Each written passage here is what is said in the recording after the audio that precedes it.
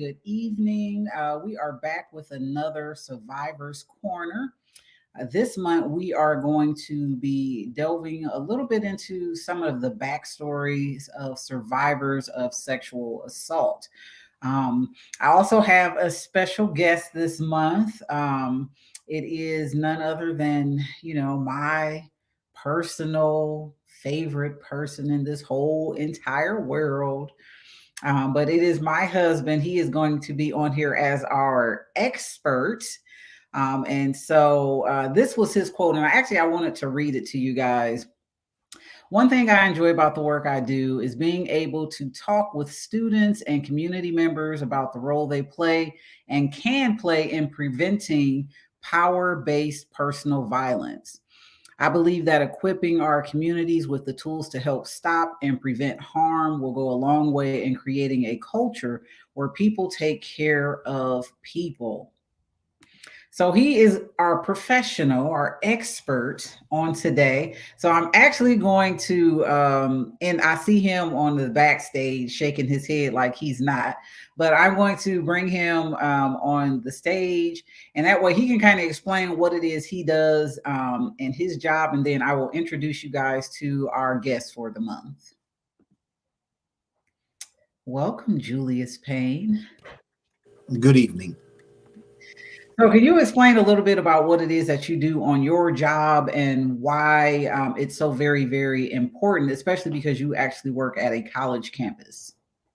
Well, for starters, my job, I am the program coordinator at the Center for Sexual and Relationship Violence Support Services at Kent State University. And essentially, we are a rape crisis center on campus at Kent State. We're a resource for anybody who's been impacted by stalking, sexual violence, relationship violence, any of those type of things.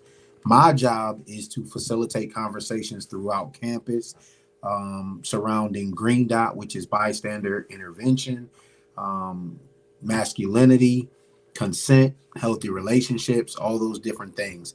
Like she said, my job is important because I do get to talk to students. I get to learn from the students as far as what they know, what they understand, what they don't understand, get to answer some questions, get to ask some questions, stay up on some of the lingo and things like that concerning intimate or sexual relationships and things like that. But it's real important because the culture at any college is going to be dictated by the students. So those conversations are vitally important to have. Yes, definitely.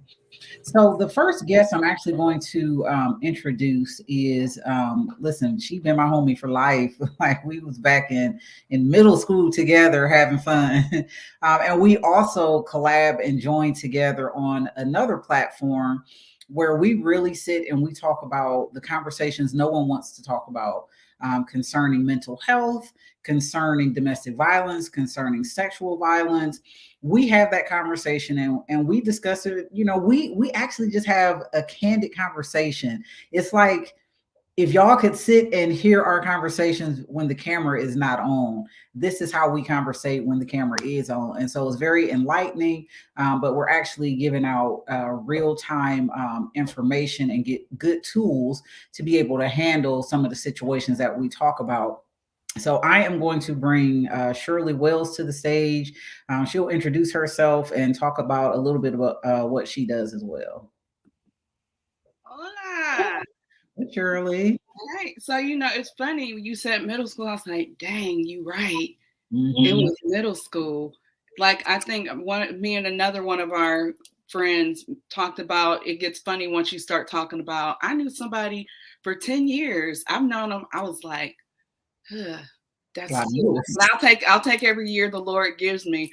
But yes, I'm so glad. Thank you for inviting me into this space tonight. I know it is something that lots of people deal with. Either they've been a survivor of it or they know somebody that has survived. But I will just introduce myself. I'm actually a licensed marriage and family therapist in Ohio and Kentucky.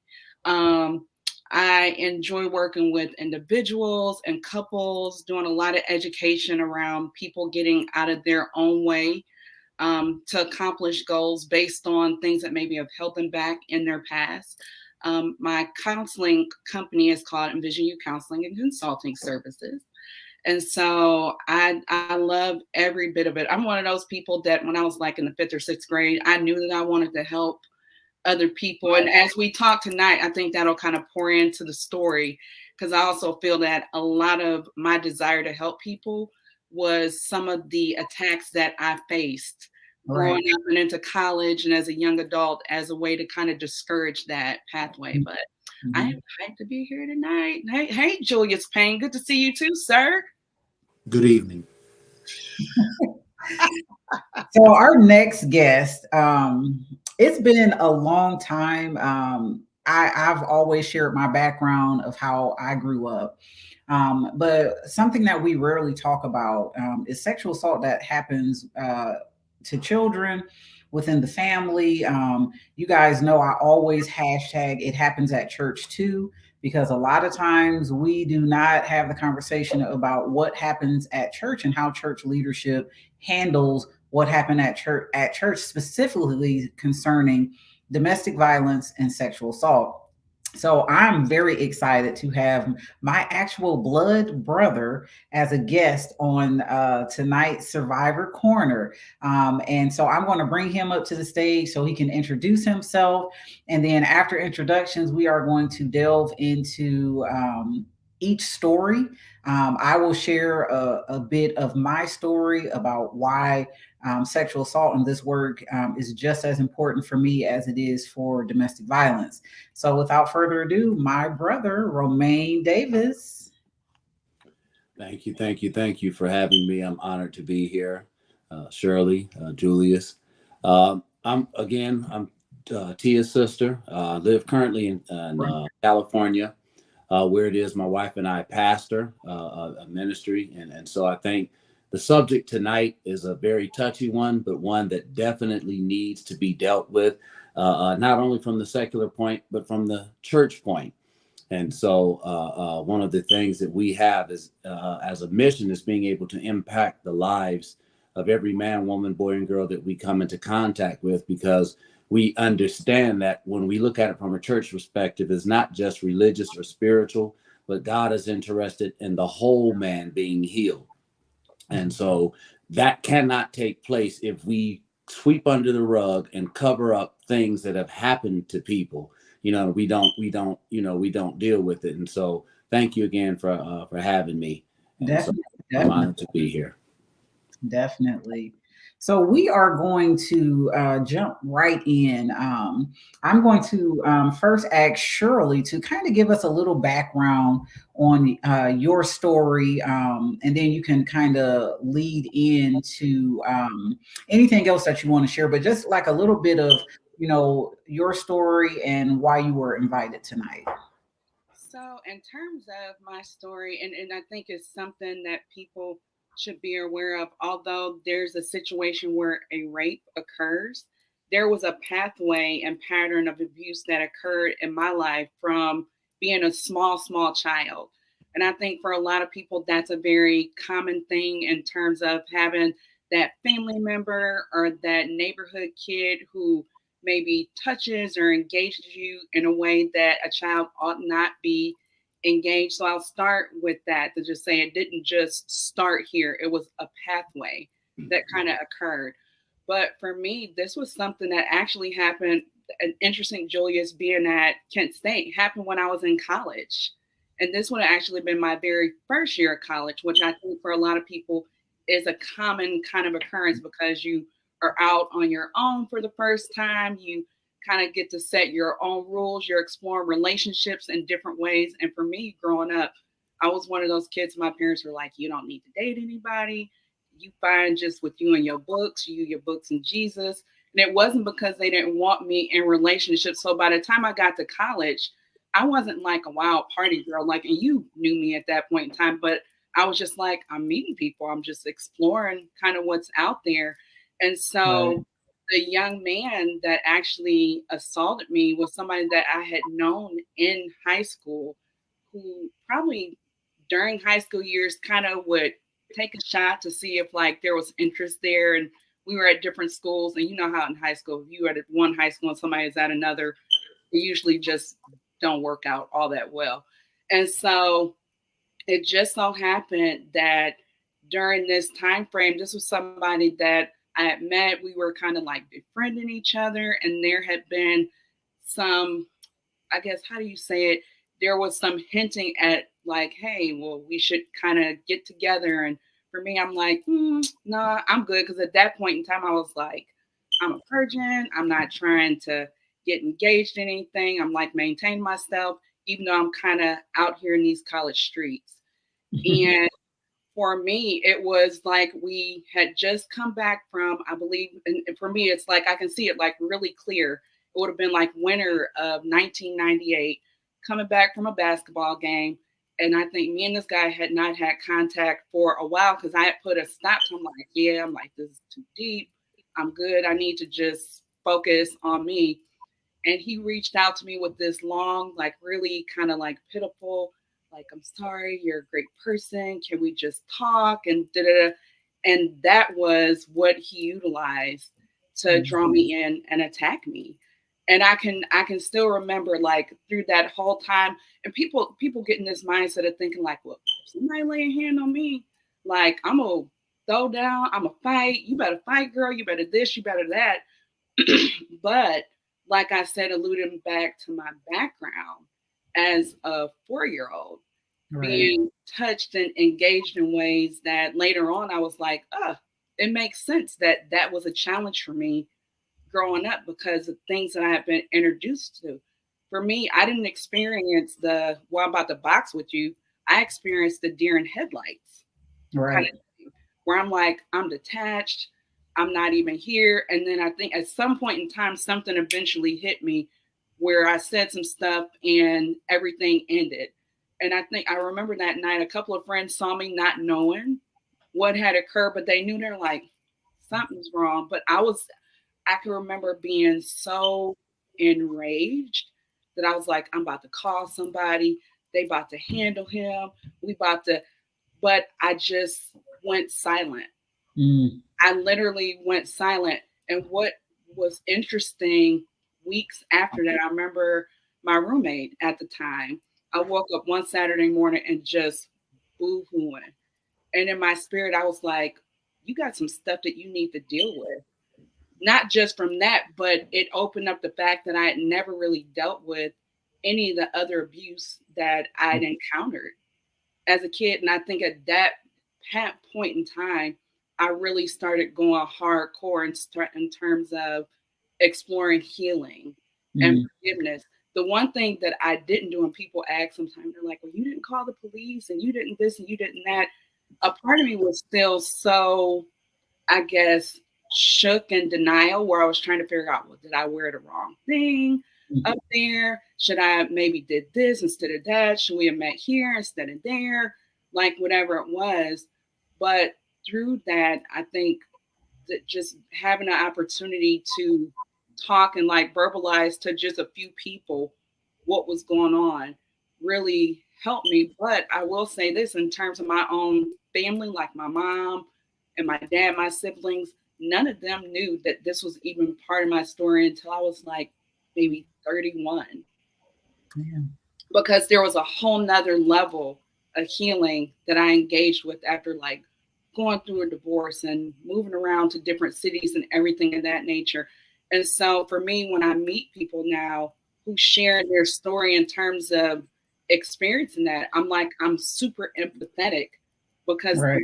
I get it, but I also understand that mind speak that happens for an individual when they've been involved or victimized. And it makes it even more interesting when which most people are victimized by somebody that they know.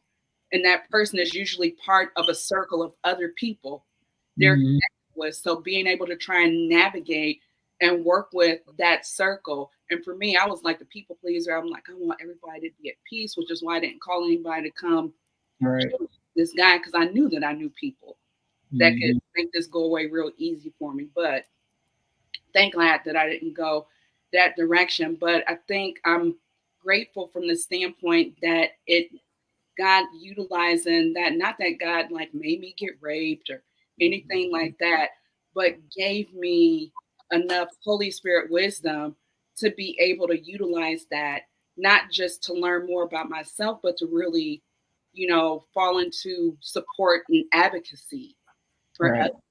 And so I could keep going, but that's kind of a snippet of everything.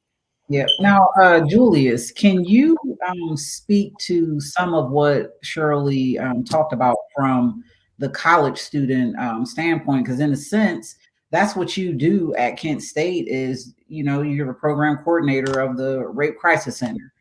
Can you speak to some of what it was that she said? Um, it's very, very common that college students won't report because of alcohol, because of the status of whatever student did it. You know what I mean? Um, Not thinking they're going to be believed, not necessarily even knowing if they were sexually assaulted. There's times where students feel like I went over there at Right. whatever time, or I started this act and I didn't want to finish it, but I had already started. So was I really sexually assaulted? If I go into this office, are they going to look at me like, well, you went over there at midnight, Mhm. or you stayed the night, or what did you expect when they called you at that time? Um, and then another factor is a lot of times we're on these campuses and nobody in these offices looks like us. Mhm. So who am I really going to go relate to? I mean, am I going to go talk to somebody who has their mind made up that um, young black girls are fast, as they Mhm. say, or Yeah. promiscuous, or um, this young black guy should be able to handle himself? Like, oh, you liked it. You know what I mean? Things like that. So I can completely understand why, maybe she didn't go and say anything. Mhm. One of the other things that I kind of got from it was the fight, flight, or freeze response. And sometimes people don't understand that your body just takes over. Your body automatically does whatever it needs to do to survive. So Mhm. for her in that moment, it was like she said, deer in headlights or freeze. This is how Right. you get through this. This is how you survive it.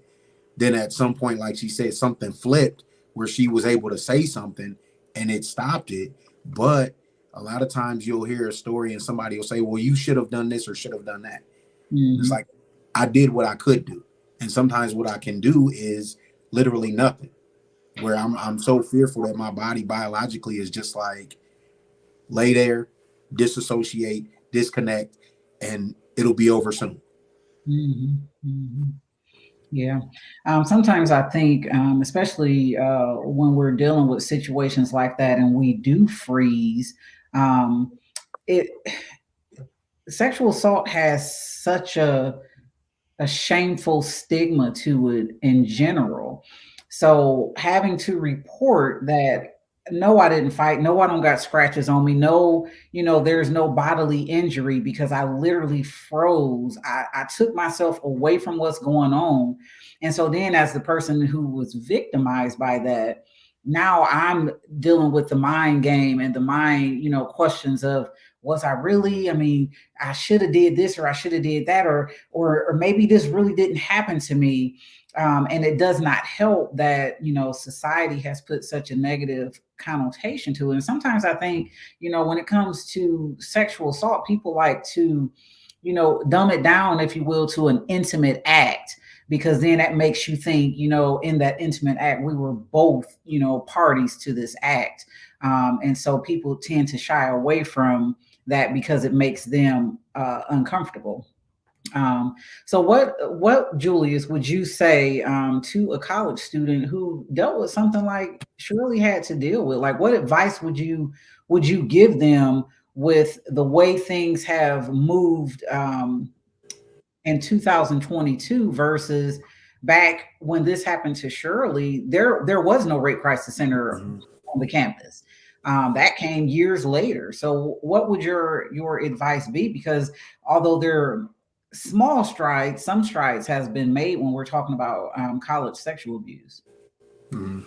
Um, Well, I wouldn't really call it advice because I mean, I don't want to tell anybody what to do because everybody heals and does things, do things in their own time. Um, I would say take your time. Um, know resources. And if you don't, talk to somebody. You know what I mean? Sometimes it's a matter of I just got to get it out. You know what I mean? I got to get it off my chest. Right. If you're not comfortable, hopefully you have a group of friends or somebody that you trust enough to actually disclose that to. Um, but I would tell college students when you go to campus, figure out what resources are on campus, whether they're on campus directly or in the surrounding community. Figure out what the resources are so that if you aren't the one that maybe needs them, somebody else can use them. Mhm. But like I said, I wouldn't give necessarily advice because everybody is different.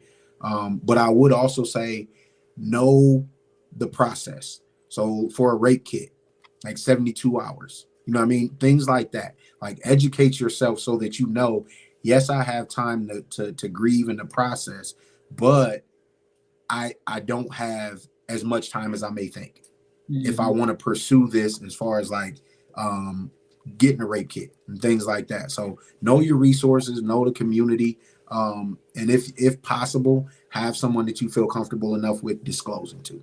Yeah. Yeah. I'm going to, before we shift a little bit, I'm going to say I actually feel some kind of way that as a college student, you have to navigate that. Like, granted, it's helpful to do that. And I know they have these conversations now. But as a college student going to college, I'm excited. I'm out from under my parents' roof. I'm getting out here. I'm learning the world. Oh, but you know what? Maybe I should find out what type of local resources it is because this awful, horrendous thing could happen to me.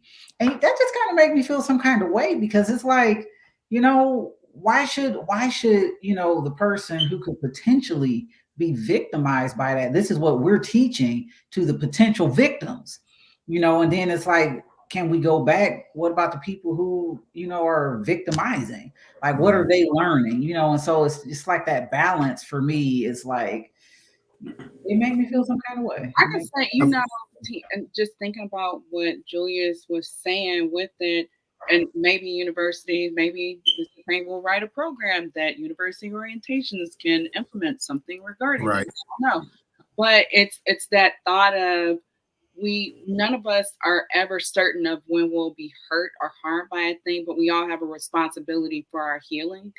And Hmm. so for me now, like when I think about something like that, I'm like, the hurt that I experienced impacted me in lots of different ways. And I like you said, everybody's impacted very different ways, but it put me on a pathway of pursuing my Mhm. healing so that when I go Hmm. to help somebody now, I'm not helping them from the standpoint of I'm bleeding all over the place because this is unprocessed. Right. And Yeah. now I'm helping from the standpoint of it was wrong that this happened. However, God's given me a responsibility to figure out in partnership with Him how I can continue to engage and pursue Hmm. life. So it Mhm. is. It's that icky. It's the ickiness of living in the world that we live in, Right. but it's Mhm. still like, yeah, I totally get that. Yeah. Yeah. Tia, my fault. Go No, ahead. no, no. Go ahead. Go ahead. Just real quick, like it does suck that we have to teach our kids this.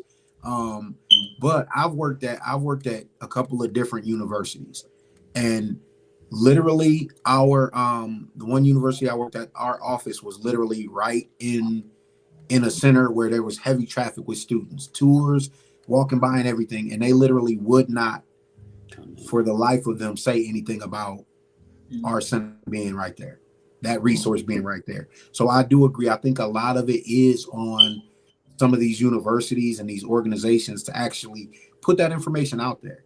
Mhm. And in a way where it's like, look, we're not making the potential victim responsible for being the only one to know this. We're just making sure that, look, if harm does happen, there are these resources. Mhm. Because realistically, I don't think that on most college campuses, I don't think that it's just part of orientation. I don't think that it's just part of every single tour, but I think it should be Yes. because then it also lets those potential perpetrators know, hey, we got resources and this is exactly where they are. other students, every single student that walks through this campus knows where this resource is. So if you do something to anybody, they know where this resource is at. They know where the police are at. They know where code of conduct is at. To me, it all goes hand in hand, but it's not being presented that way. Especially because it's not a normal conversation.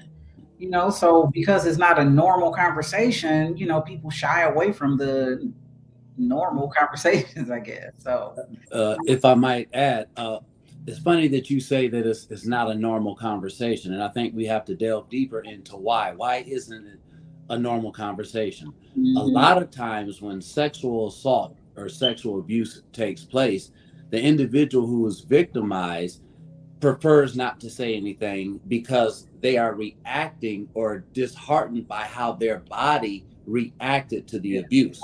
It's sex. You see what I'm saying? So a man or a woman, more than like the woman being raped, is going to keep it hush because it may have possibly pleasured her. You see what I'm saying? At the same time, it's still wrong, but that's her body's reaction. That's the way God made us. yeah. And vice versa. And so then you begin to deal with the psychological mindset of, well, man, if I enjoyed it, why is it wrong? It was wrong because they took advantage of you, because they forced themselves on you. It was not, there was no consent. It was not a joint or a collaborative effort. You see what I'm saying? And so these are the type of things, especially when you get behind closed doors, that you might get asked by somebody who's trying to sweep it under the rug or get rid of it. And so if you put yourself out there, the first thing that you begin to think, and something Shirley said, because the offense normally happens with somebody that you know, and they know a whole bunch of other people that you know. And so then you have to try and navigate who knows in that group that you didn't tell, but they told or said you told, and then they called you a liar and all these, all these different things. And so you have to try and navigate, all of that. And so when the questions begin to be asked, the first time you sit down and you talk to somebody, they always ask you, what did you do and how did you get there? And so you feel like it's your fault. Yeah. And so, well, if it's my fault, I shouldn't have been there. Ain't no sense in saying nothing, because if I'd have never went there, I'd have never did that, this wouldn't have happened to me. You see what I'm saying? And that's not the majority of the time, that's not the case. Yeah. With that being said, can you actually, because you have dealt with what you had to deal with as a child. So can you give a little piece of your story and some of the background of what it was that you dealt with? Yeah. As a child, I was taken advantage of by somebody who we considered a friend of the family. And when this took place, what was so profound to me, and where I began to even look at myself, is when I found out, because when things happen that's incorrect, it's incorrect, but you might not be able to put your finger on it. And like how, just like, okay, something happened there, but I don't know what that is. I didn't even know what to call it. All I could do was describe it. And then describing it, that's when I was told, hey, you said what? Well, yeah, this happened, or this person did this or did that. Oh, that this is such and such. Oh, no, we need to go talk to somebody. We need to tell them. So, of course, deer in the headlights, but I've already said something because I'm curious. Like, hey, what is this? When this, that, and the other take place or happen? I didn't know. And especially from the standpoint of a church, when it's dealing with, because it was somebody that was in the church, these things are things, and it pains me that we want to separate when it comes to the church, and especially the Black church. We want to separate these things, and we want to say, oh, we don't want to talk about that because then we'll pique our children. No, you need to talk to your children and educate them so that they won't be taken advantage of. But because at that time, you didn't want to open that can of worms or Pandora's box, so to speak. If it happened, you didn't have anybody to go to, because you definitely wasn't going into church. And if you did go and your parents said something to church, the first thing they want to do is whip scripture on you and say, well, you ain't supposed to go to the law. It's supposed to be dealt with right here. Well, dealt with right here is just swept under the rug and kept hush. Anytime I could see that individual still going about doing whatever duties they were doing, there was nothing said of it became of other than the fact that, oh, I was a liar. And because there was a time in our lives, which you're aware of, Tia, where our mom and dad had separated, and they weren't in the home together, that was my lash out. I was lashing out because my father wasn't in the home. And so that's why I would say this in that manner, to try and bring, degradation and destroy somebody else's home. And so as a child, not just a child, but a man child, finding out that somebody took advantage of me. Here I'm not even a teenager yet. I'm still in the single digits, and I'm already thinking, okay, well, how can I get back at this person? And what about me is different that you would want to do me like this? And I had to question myself. Well, is there something that I did or something that I do that make him think I would be interested in it? All of these different thoughts begin to flood your mind, and then you begin to act on them in ways that you shouldn't. Most times people say that those who are victimized then victimize others. I thank God for deliverance and salvation. Some of those who've probably done victimization have been victimized, but because there was no one they could talk to, and especially coming from the standpoint of the church, a lot of it was held in. But at some point in time, it's going to erupt. And the question is, if there's no Holy Spirit to lead and guide, no Holy Spirit to heal, that eruption is probably one we're not going to want to deal with, because it's going to be ugly. You see what I'm saying? And so when you begin to look at it, even from the standpoint of the church, it needs to be talked about. These things go on. There are a number of children who are in the church today who are being taken advantage of, who are being abused, even adults. You know why? Because of things that have happened in their childhood. Hear me, y'all. I, as a pastor, these are things that we see. As a pastor, you'll get an adult that is dealing with some issues right now because they dealt with things that didn't get handled as a child. And then when they come as an adult, the person that you're trying to confide in, see, this is where we get into some deep stuff. The stuff that the person they're trying to confide in ends up being the one that then takes advantage of them even further. Yeah. You see what I'm saying? And because this is church. Well, I can't go to the police. And who said that? Who said that you can't go to the police? Who said that you can't call somebody? Who said that it was wrong to talk about how you feel in reference to something that was done to you that is incorrect? But this is what we've done in the church. We've hushed everything. We want to make everything so spiritual. You see what I'm saying? Yet we live here in this earth as human beings. Amen. We're governed by the same laws that everybody who don't do church, ain't thinking nothing about church, are governed by. But yet we act like there's a separation when the Bible clearly states that the law is for the lawless. I'm inclined to believe if you break the law, I don't care if you're in the church or not, then the law should deal with you. Yeah. You know what I'm saying? If I need to talk to somebody, I should be able to go and talk to somebody, in particular, the leadership in the church who is made aware of an individual that have assaulted somebody. And then you begin to see what's being done. A lot of times nothing is done because that individual is of value to that particular ministry. Yeah. You see what I'm saying? And so they'll sweep it under the rug. They'll hush it and keep it, and they'll do their best to try and keep you quieted and make you think that it was your fault. Now listen, this is not even the person who victimized you, but this is the individuals that you go to for help. You see what I'm saying? That try and keep you hushed and try and keep you silent and make you think that, well, you did something wrong in order for this to happen. Yet that individual is still there operating in the same capacity that they're in, and nothing is done. And so can you imagine the weight of a young child, me being a young child, how I felt? Yeah. You see what I'm saying? There were times where I was angry. There were times where I was sad. There were times where I thought I was losing my mind because I could not understand for the life of me why this happened to me. And then being in a home when my dad was home and then they separated and they came back, I grew up under the regime of an alpha male. As a young man, you didn't cry. If you fell and scraped your knee, you better not shed a tear. You better get up, suck it up, and keep on, and keep on going. And so under that regime, oh, I'm a man and this happened to me. How could I, this is my thoughts as a child, how can I as a man let this happen to me? You know what I'm saying? And I began to look at myself, well, am I weak?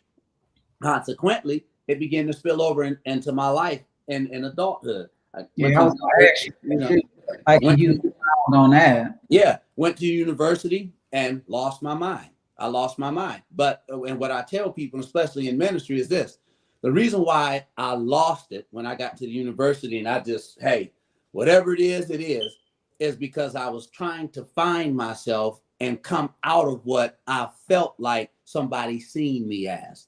And so I was like, well, you know what? I'm gonna date all the ladies. I'm gonna do this. I'm gonna do that, because that made me feel like, well, this will prove to myself, not to anybody else, but to myself, that I'm a man. You see what I'm saying? And so it affected me that way. It affected me. I used to enjoy singing. You see what I'm saying? I stopped singing. You know why I stopped singing? Because I felt like, well, man, most of the people that I see in the church involved in singing always seem to have something going on, especially if they're a man. You see what I'm saying? So all these things, this is just Okay, what so I saw. let me stop you there. Mm-hmm. Because if we want to delve a little bit deeper, your victimization happened by someone in the music ministry, correct? Absolutely. Yeah. You see what I'm saying? And so it gave me a bad taste for music. You see what I'm saying? And I love music. You know what I'm saying? But I felt like, well, obviously, if I get into music, that's going to be associated with me, and I don't want no parts of that. And so I spent a lot of part of my young adulthood, especially in college, trying to be hard, trying to make everybody know, getting in fights, everything. If you looked at me wrong, I was ready to go side your head, because not because I didn't like you, but I was trying to make sure that I was a man. You see what I'm saying? Why? Because I was taken advantage of as an innocent child. Like I said, I didn't even, when I began to talk about what happened to me, I didn't even know what to call it. I just knew how to describe it. And then once I found out, I was floored. I was angry at myself that I didn't even know what it was called or how to talk about it. And I was just like, and then what's funny is because when I talk with my brother, and this is where we were, how some people say, oh, I was green. Well, I was that green child as when it comes to my brother. So he was the first one that I began to share this with. And he looked at me, well, that's this. And I'm thinking, well, how you know this and I don't? You live in the same household that I'm in. So and y'all twins. Yeah, and we twins. What have you been exposed to that I haven't, that I have no clue on what happened to me, but you know everything? You see what I'm saying? So I was puzzled by that. And so it caused me to go on the quest, not so much so I could be healed, but so I could find out how I could get my manhood back. Because I felt it was at a young age, I felt my manhood was taken away from me. You see what I'm saying? And so if anybody looked at me, it was times I would get in fights because another guy looked at me or said something. And my thoughts was, oh, wait, he think it's like that? You know what? Let me go on and get at him so he know. Nah, bro, it ain't. You see what I'm saying? But because I couldn't go to nobody. Nobody came and said, listen, I know this happened to you. It's not your fault. We're going to help you to be healed. You see what I'm saying? And so I walked around with that. And it was not until the Holy Spirit got a hold of me. You see what I'm saying? And said, listen, this does not have to have any bearing and effect on the rest of your life. And if you give it to me, instead of trying to do it yourself, he said, I'll cause you to be healed where it'll never affect you ever again in your life. And because I wanted that, that's what I had thought I was doing. And I submitted myself to it. That's how I was able to be healed. Yeah. But it wasn't because I could go to somebody. And that's the painful thing. It wasn't because I could go to somebody in the church. And when I tell you the church knew, all of the church knew, even other branches in other cities knew, and nothing was done. And so instantly when I walk into a place, I felt like all eyes were on me. I felt like I was being ostracized. Oh, there go the one that lied and said that and said this. And I'm like, but this was how green I was. I would look at the individual when I see them. Why won't you just tell the truth? Why? You a grown individual. I couldn't wrap my mind around it. Yeah. You see what I'm saying? Like, man, you really did this? This is what you did to me. Why? What did I deserve this for? You see what I'm saying? But because it was the church, there was nobody to go to except for my mom. I could tell her, Yeah. and she did what she did, but it still wasn't enough. Mm-hmm. You see what I'm saying? A lot of times, and this is why I, from a biblical standpoint, I'm all for marriage, even though this world today, is very casual and nonchalant about marriage. But when you begin to look at it and the dynamics and the structure for which God has set up a marriage covenant in the home, I personally believe that had my mom and father been together, my father, who was to plan, provide, and protect, being there, would have been able to keep that from happening. But we were left uncovered. I was exposed. You see what I'm saying? Now that's a little more on the spiritual side, but these are things that I think we don't look at, and we don't look at them, and yet and still we open the door wide open for the enemy to come in and to take advantage of our children because we think we're being spiritual when we're not. We're being dumb, stupid, and uneducated. Yeah. Yeah. That's actually very, very true. Um, my heart, so for years I wanted to be a youth advocate because of situations like this. Mm-hmm. So like as children, as an adult, surely you can attest to this. If you feel like your voice as an adult in your situation, not even talking about your childhood trauma, but as an adult, if you feel like when this happens to you, your voice is taken away, Mm-hmm. imagine that added pressure as a child, how Mm-hmm. how you feel, because I already have to look to people that's an adult, for leadership, for to guide me. And this thing happened to me, and no one is doing anything. And kids think very logically. This is a sin, this is a crime, you go to jail, it's over with. And when Mm-hmm. that doesn't happen, it keeps you wide open, like, okay, well, maybe I did something wrong. Maybe I'm at fault. Mm-hmm. I'm going to shift a little bit and talk about, family abuse, because all of these situations kind of come back to things that happen, in your family. Mm-hmm. But when I was 11, we were at a family function, and I was cornered in my uncle's basement. Um, and one of our relatives that was at this family function threw me down to the ground, pulled my pants down, and was literally trying to rape me. And a cousin alerted to where did Tia go, began to look for me because she couldn't find me. And so she couldn't find this other relative, which leads you to believe that this relative, everybody knew something was going on to begin with, because why would that be the reaction of where is he at? So let me go see if I can find Tia. And so she finds me in the basement, thrown on the ground, literally being smothered so I could not scream while he's trying to rape me. And she was able to make enough noise and alert him to her presence. And this is the only reason why I was not raped at 11. And I was not the child that did not want to tell. I felt like, how could you? How could you do me this way? And so immediately I got myself together and I ran upstairs to tell my family. And nothing was done outside of, what were you doing? Or were you being fast? He was just playing with you. Now, my mom, I will say, my mom did believe me. However, I'll say before something was done, it was, well, you go over there, he go over there. It wasn't until that same day, because he was angry because he could not rape me, that he took a boulder and bust my head open. And my mom at that point, as she was cleaning me up, saying, she was telling me, we're going to go home. And I think because of the act that happened after the attempted rape, she then put pieces together like, oh, something happened. Because why else would, and this wasn't no small bolt. It was a boulder that hit me in my head. And I think she put pieces together at that point, like, oh, something really did happen here.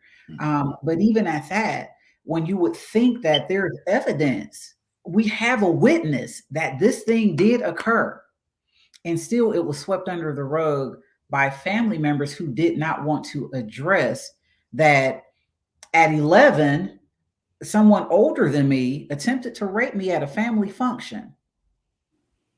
And because he was a minor, but still a few years older than me, it was literally swept under the rug as, oh, that's just the kids is just playing. No, we was not playing. Like, this fool tried to rape me. And y'all really literally telling me we was playing? We wasn't playing. And so it's so very sad that when situations like this occur, the burden of what happened is not placed on the perpetrator. It's placed back on the person who's been victimized by their actions. And then we're left to deal with the aftermath of all of that that has occurred. And again, I'll refer back to you, Shirley. Is this not why we talk about not normal conversations every month? Exactly why we talk about not normal conversations. Because even as you say that, the first time that I was ever victimized sexually by a family member, I was probably 4. And the line of questioning that I was given was, well, do you know what day it was? Do you know what time? What 4-year-old is really clear about the days of the week? And I mean, I just knew that when 9:30 was, because that was bedtime. That's about as good as it got for me. But I think it's so important to have these conversations, because I also look back and I think about, and this goes, I think, deeper in a different type of direction. But when you talk about law enforcement, and in this case, I'll talk about the history of African Americans and law enforcement. There is a surprise, long history of not receiving justice. And so many times we tried to deal with things within our house, but even then, we didn't want to be seen as a family that got that kind of issue, because we know them over there, they the ones that got the issue. We the ones that when we come out, your church shoes is scrubbed and nice and white, you ain't got a crumb on you. This is what we do. And so I think part of what that can do, and even for me, there was, even though I felt the power, and it was only the power of the Holy Spirit that gave me permission to tell my mom and dad, well, such and such did this. And to the point that foolish person tried to get me to drink bleach. Wow. As a 4-year-old. And it was only the Holy Spirit that I was like, yeah, no, that's really not Kool-Aid. It really is bleach. I'm not going to drink this. But I was able to tell my parents. And even then, they were kind of ostracized by people like, well, we think that she might be not telling the truth, and maybe she misunderstood. And for them, they started just separating us away from people. They were like, nah, ain't nobody else gonna get access to our kids. But the shame of it not being talked about, and Pastor Davis, like you said earlier, we don't want to talk about it, and we think not talking about it is preparing our kids. But the reality is we've given the enemy the ability to, now he gets to be responsible for it. Well, they don't want to educate you. I'll educate you. Yeah. And then if I might add, especially in the technological age that we live in now, you see what I'm saying? All they got to do is get their phones and go right on YouTube and Google and everything else, and everything they want to know is right there. You see what I'm saying? It's right there. And so if we don't talk to them about it, rest assured, I'm a pastor, but guaranteed I've talked to my children about sex. You know why? Because they already know about it. Even if I might have my heads in the cloud thinking they don't. Rest assured, they know about sex. Romain, can you speak to, because this is something that even for Julius and I, that we've had this conversation. Yes, I want my children to remain virgins until they're married. But because we're in the church, it's almost like you teach, to remain, celibate to you're married, and you don't talk about anything surrounding that after that. Before you say keep it till you're married. That's literally, at least for us, that was the end of the conversation. Yeah, that's it. Short, sweet, no explanation, no depth of wisdom of understanding as to why. And so consequently, it makes a child curious. Yes. Well, why not? Why can't I do that? You see, and so then we go to exploring. We go to trying to educate ourselves, not knowing that we're opening ourselves up to a whole new world and realm that our parents should have had enough wisdom and understanding enough to say, hey, Yeah. let's sit Yeah. down. And I ain't talking about the birds and the bees. I'm talking about let's really sit down and talk, because you're going to be faced with some things where you have to make some decisions based on sexuality, you know, based on having sex, the opportunity to have sex before marriage. We didn't get them conversations. You know Yeah. why? Because in the church, you ain't supposed to talk about that. You tell them don't do it, and that's it. And for the most part, they better do what I say. Listen, I loved mom and dad. Mom and dad was pastors. They were under pastors that I loved. And when the conversation that I got wasn't enough for me. And so guess what? Unfortunately, I tasted long before I entered into a marriage covenant. You see what I'm saying? And it wasn't because I just intended to, but I was curious. I wanted to know, okay, what is this then? What is this? Why is this so bad? Yet if you tell me as long as I'm married, it's okay. Well, explain that to me. What do you mean if I'm married, then it's okay? Because all my friends, all I'm hearing especially when I'm in school, all I'm hearing about is who they done, tied the knot with and done this. And, especially in high school, especially being in sports. I was a football and track athlete. And so the opportunity is numerous. You see what I'm saying? I'm like, what do you mean? All my friends is doing it. I don't see nothing wrong with them. They seem fine. You see what I'm saying? I am a man child. I do have interest. I know something going on in my body. You see what I'm saying? So don't sweep it under the rug and try and tell me that something's not going on, especially when I'm feeling the change is taking place in my body. Yeah. But we think that we're opening a can when actually all we're doing is handing our children over to the enemy and everybody else in the world, those predators, to take advantage of them. And it's just it amazes me how you always hear, especially in the political world, separation of church and state. But that's the problem. You see what I'm saying? You ought to be able to bring them both together because they go hand in hand. You need the laws of the land, just like the spiritual laws, in order to govern a community, and preferably right and morally. The problem is everybody off in left field doing their own thing. Either you spiritual or you ain't. You see what I'm saying? And so you govern yourself differently. And the problem is nobody's being healed. Nobody's being delivered. Nobody feels comfortable with going and talking about, like you said, the uncommon questions or concerns that they have because they don't want to be ostracized. Yeah. And it's sad. And that's why I said, people bring, sexual assault and rape down to an intimate act that happened. And it's not. And so because we already have that stigma of this is conversations we're not going to talk about, when this horrible thing happens, it's swept right into line with that same conversation. And it loses everything when you think about it. And then the people who've been victimized in those areas, literally, again, they're left to pick up the pieces and try to navigate, what that looks like. What's so profound about it is because those that sweep it under the rug, their first comment is like, well, no, we got to be careful what we're saying here because we don't want to ruin anybody's lives. Yep. Listen to what you just said. We don't want to ruin. We want to make sure this is true because if we go and we say this, what's going to happen? We can ruin some people's lives. Well, mine was just ruined. So right. So my life is not special enough or good enough not to be ruined. That the person who victimized me, all we care about is their lives not being ruined.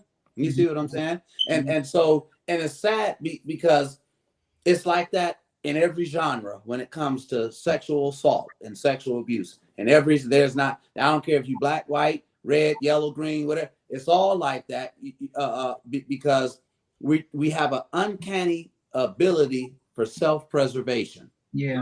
You see what I'm saying? We want to preserve ourselves and whatever we need to do, even as sad, even as a assault. Because prime example, when the assault took place on me, I was asleep. And when I came to, it caught me off guard and I was stiff. And I kept saying to myself, I know they know I'm woke, but what am I supposed to do? I don't even know what's going on. I need to talk to somebody Yeah. to just so I can get some understanding for myself. Hey, what is this? What took place? You know, I know it felt Let me wrong. let me ask you this, and then I got a couple questions because we're coming down to the last few minutes. When you woke up and knew what was happening to you, what, I guess what did your I was gonna say your parents, but I mean, considering we share parents, what did mom, what did she teach you about your body parts? Did she call it like these are your private parts? No one touches you here, no one does anything here. Like, did she have that conversation with you It's so you would know this mhm. is wrong, even though I don't know what it is? Now in her defense, because and this is how, again, this is the era that they grew up in. If you were a man child, dad was supposed to do that. If you were a woman, mom was supposed to do that. Well, mom and dad were separated, so I didn't get that conversation with Got it. mom. You see what I'm saying? And so, like I said, I had to learn on my own, and it was unfortunate that when I had to say something to mom because dad wasn't there, I had to tell her, "Hey, this is what happened to me." You Mhm. see what I'm saying? And then that's when she had no choice then but to tell me, hey, this can't ever happen again, and this, that, and the other. And we're gonna go call, and we're gonna do this, and we're gonna do that. And even still, when we called the pastor, are you sure? And the questions I got, and Not be when, sure. yeah, when did it happen? Okay, why wouldn't I be sure? And this is what I kept telling myself. I don't even know what it's called. All I can do is describe to you what happened. So what do you mean if I'm sure? This is what took place. You see what I'm saying? Okay. Well, they're gonna say that you lied. Well, I didn't. I mean, I don't my and like I said, and this is where the Holy Spirit began to show me this is where you're not wrong at, because you couldn't even describe it other than what exactly happened, but you didn't know how to talk about it. That's not something at that age that I was that I was able to just come up off the top of my head because I hadn't even been introduced to it. Yeah. You see what I'm saying? Most And people so, don't mhm, make that up regardless. Most people, that it's not, who wants to make that up? yeah. Who wants to deal with society just to make something up like that? Hmm. That's another unfortunate fact about, sexual assault. Hmm. Especially when you get into people in high authority and leadership. The very Hmm. first thing, oh, you're a gold digger, you're making that up, or why would you say that about that person? Or such a Hmm. nice person. Yeah, Hmm. I've never experienced something like that. What that has nothing to do with my personal story with that. Hmm. Absolutely. And so, I find it unfortunate that again they put the burden of all of that back on the person who's been victimized. Hmm. So we are down to we got about 10 minutes left. I usually go to about 8:10 or so. So I want to start wrapping up. But I do have some questions for both of you guys. Shirley, if you could start, what was your coping like? Even okay, so you're sexually assaulted, as a freshman college student, but then you also have some trauma from your childhood. So when both of these things collide, how did you cope? What was some of the things that you did to cope? So for me, because I grew up in a background of education, you're a worker, you're a performer. I threw myself into my classes. I threw myself into. I mean, I look back and I was like, how did I participate in all the activities that I participated in college? I got for a good chunk of time. I was just very busy. I Mm, was busy performing, getting like all A's and trying to be the president of this and being part of this council and that council. Like I knew how to dress the part of somebody who had never been hurt yeah, by anything. And yeah, I think that was me. I worked to just play the part. I mean, naturally I guess some people tell me I'm humorous, but I'm a jokester for the most part, right, Julius? But it's just one of those kind of things that I would try to just kind of chuckle and brush things away. But I don't have the greatest poker face. And so, because of how my wiring with the Lord has been since I was a little child, you can only keep it up for so long before you burn out and you just have to deal. Mm-hmm. And so over time, and so when you talk about coping, do you mean like kind of like in that immediate kind of fresh time after it happened? Mm-hmm. That So yes. And so the last part of the question, and that way you can wrap it up, and then I'll have Romain do. How did your relationship with God eventually play a part in your coping and you healing? a little bit earlier, I got to that place where you take in everything that you can, and finally you figure out it doesn't fit or fill up what's empty inside of you. Mm-hmm. God let me get to a place where I was like, none of this is even satisfying. And I wasn't the one, I didn't start doing drugs, I didn't start drinking a lot. Like I said, I just got busy being really good at lots of different things. But I got to a place where God was just like, your identity, who you are, is not about all these different things. And it opened me up to being part of like counseling and support groups and everything like that, and actually having people that I kind of started telling the truth of this my story with. Um, I got into a place where me and the Lord, I journaled so much in terms of like, no, this is really what I'm experiencing. This is really what I've dealt with. And I remember sometime not immediately after that, but within some years of that happening, the Lord started laying this thought of like pain with a purpose on me, where I was like, okay, so these things hurt me, but I believe that they can serve a purpose. I mean, I would have to write a book to talk about all the different ways that played out. But it was initially, it was very much the typical things that you deal with grief. There was the denial, the bargaining, the anger, the acceptance, the sadness, like all these kind of things. But in light of all of it, I think on the tail end, and even now I say God has like healed me in so many ways. I'm still learning so many new things Right. about me. And it's not necessarily because of those things that happen, but it's because of those things that happen. And I get to see and experience God in like ways that I would have never, ever imagined, to the point that I'm like, I can't forgive that person. Mm-hmm. And part of my coping became, I can forgive. And forgiveness doesn't mean I have to say, well, don't worry about what you did to me. I'm just going to say it was all right. No, it wasn't all right. But because God has given me through the Holy Spirit the ability to forgive, I'm now not bound by what they did to me in terms of how I make my future decisions moving forward. Right. Perfect. Okay, Romain. So in about 2 minutes, what was your coping like? And then how did your relationship with God play a part in how you eventually began to heal? Well, because I didn't have a blueprint to go off of in reference to coping with it. The first thing, when I really began to think about the magnitude of it, the first thing that I began to do is question and ask myself, did I lie? Literally. I know this happened to me, but did I make that up? Was I dreaming? Literally, this is the question I was at. Well, did I dream that this happened to me?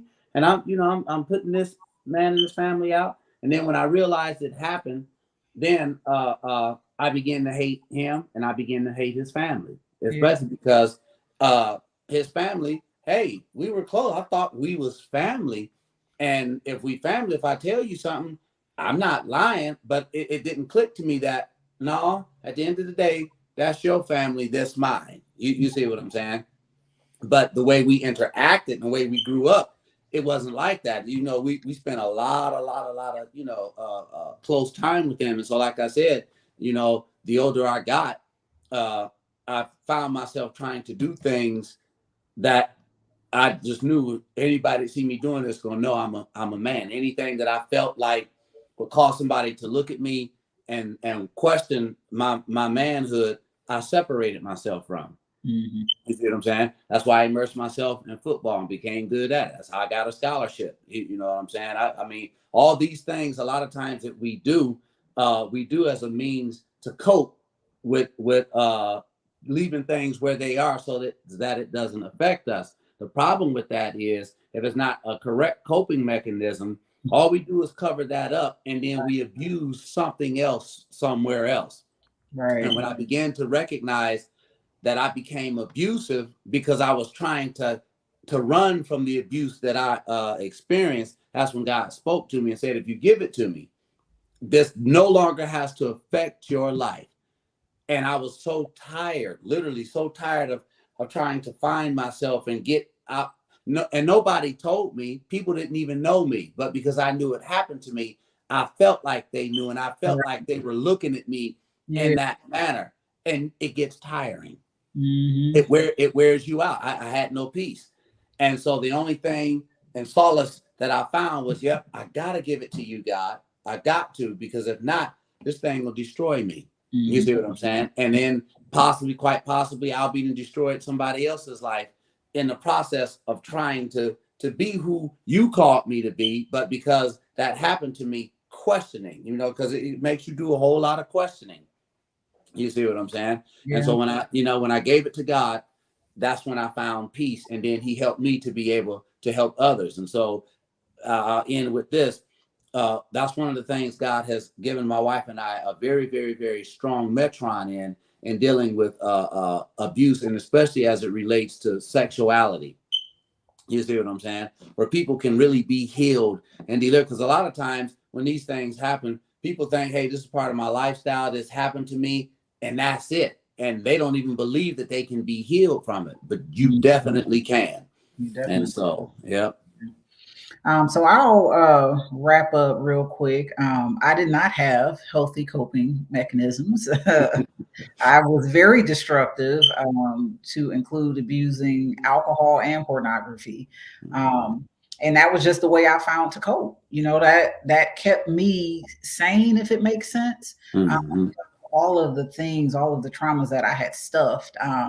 But it actually wasn't until I was in my 20s, late 20s at that, before I really could truly begin to hear God start dealing with me on my trauma and on the fact that I was hiding in the background somewhere, just really trying to make it. At the end of the day, I was literally just, waking up every day like, oh, today is this, today is this, today is this, and, wake up and repeat. And so when I felt God begin to tug me and really began to show me that literally your life does not have to repeat the same cycle day in and day out, that I do have something better for you. That peace that you was talking about, Romain, that was the thing that I craved so very, very badly. Peace, like to just stop doing all of these things. Like if I could just have if I could just go to sleep with no nightmares, with no, freezing in the middle of the night if I heard a sound, if I could just have peace. And that's the thing that I began to seek from God, is peace. And when I tell you God began to give me that peace, like we all know the scripture, peace that surpasses all understanding. Well, I'm a recipient because I had no understanding of how I felt this way, but I knew I was dealing with all of those things that I dealt with. And it was only because of God. And the more he began to heal that little broken place that I had, the more I wanted more of that. It was like, oh, I want more of God. I want more of that. If he can give me that feeling, I want more of that.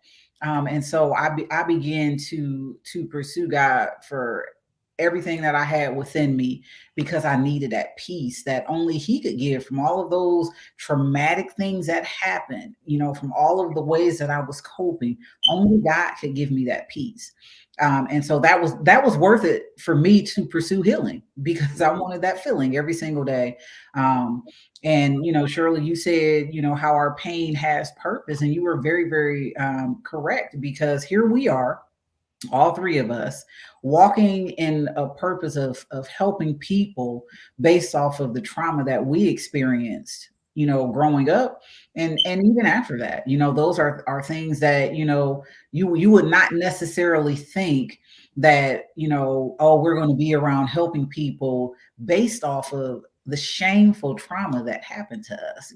But we are. That's one reason why I always tell people, one way to, at least for me, again, everybody's blueprint is a little different, but like I tell everybody, if you at least lean on to God, He's going to give you the blueprint that you need, at least for your own personal healing. And if we could just do that, if we through our stories, through even with you, Julius, being in a place on a college campus where so much happens on college campuses that, yeah, oh, it was a football player, oh, he didn't do that, you're just trying to destroy his life, oh, he might have had a little bit of money. Yes. All of those things, being in a place like that is a purpose for all of those hurting souls that come through, even bringing their childhood traumas, that now they're on a college campus and they're still experiencing these things and don't know why they're attracting all of these horrible things. So being able to, take some of that and walk in the purpose that God has given us so we can be a help to somebody else. I mean, if healing ain't worth that, if the peace ain't worth that, hey, yeah. So, but it's 8:11, and we're going to end. I wanted to thank all of my guests tonight for bringing their expertise, because although we have our stories of trauma, we all brought our expertise to this conversation to talk about. This is our survivor's corner. I literally sit in the corner. This is how funny that is, but. But just, we brought all of that to the table. We brought our perspective of how we healed. And the reason why I love doing Survivors Corners is because my purpose is not just to tell our stories. My purpose behind it is literally to show how the power of God can take all of this trauma and turn it around, to see the people that are sitting, talking to us tonight. And in that process, we making God's name famous, because God did this thing. God did this thing. He did.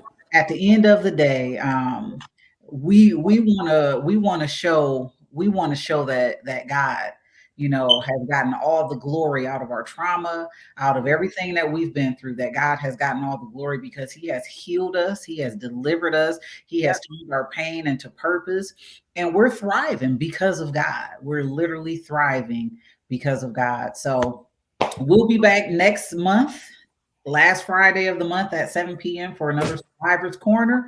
We're going to delve a little bit more into mental health, because May is Mental Health Awareness Month. So next month, last Friday of the month, at 7 p.m., come back on all platforms. Join us again. I'll have some more guests. And we'll talk about how mental health and abuse impacted lives. But then again, we're going to talk about how God was able to come in and heal that situation, deliver, set free, bring peace that we all need. So until next month, everybody have a great evening, and be blessed. Be blessed. Thank you for having me again. Thank you. Yes, definitely.